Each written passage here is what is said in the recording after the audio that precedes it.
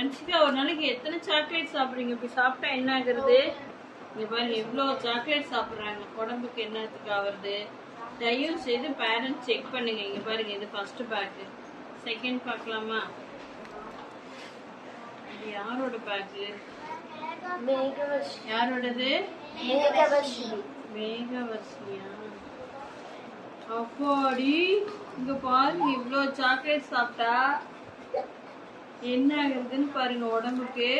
தயவு செய்து பேரண்ட்ஸ் குழந்தைங்க பையன் ஒரு நாளைக்கு ஒவ்வொரு நாளும் செக் பண்ணுங்க குழந்தைங்க என்ன பண்றாங்கன்னு. ஸ்கூல் பேக்கை பார்த்தீங்கன்னா வெறும் பேப்பராக தான் கிடக்குது. குழந்தைங்க பையில என்னென்ன இருக்கு, என்ன பண்றாங்க அப்படின்னு கொஞ்சமாவது செக் பண்ணோம்னா தான் பரவாயில்ல.